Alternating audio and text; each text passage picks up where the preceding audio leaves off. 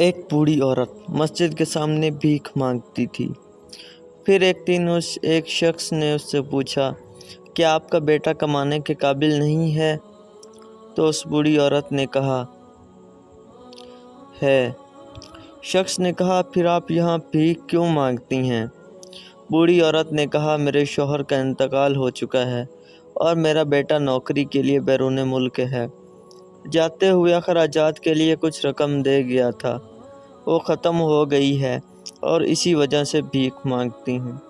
اس شخص نے بوڑھی عورت سے پوچھا، کیا آپ کا بیٹا آپ کے لیے کچھ نہیں بھیجتا؟ بوڑھی عورت نے کہا، میرا بیٹا ہر ماہ رنگا رنگ کے کاغذ بھیجتا ہے اور وہ میں ہر ماہ دیوار پر چسپاں کر دیتی ہوں۔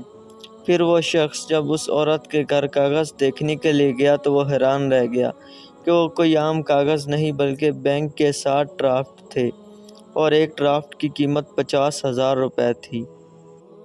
تعلیم یافتہ نہ ہونے کی وجہ سے وہ عورت نہیں جانتی تھی کہ اس کے پاس کتنی دولت ہے۔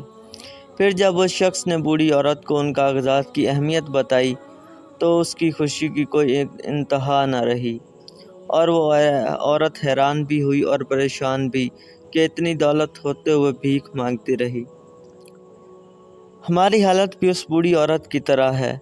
ہمارے پاس قرآن پاک ہے، اس کو چومتے ہیں، ماتھے پر لگاتے ہیں، آنکھوں پر لگاتے ہیں، لیکن ہم اس کا فائدہ صرف اس صورت میں اٹھا سکتے ہیں جب ہم اسے پڑھیں گے، اس کے معنی اور تفسیر کو سمجھیں گے اور اس کو اپنی عملی زندگی میں لے آئیں گے، اور تب ہی ہماری دین و دنیا بہتر ہوگی۔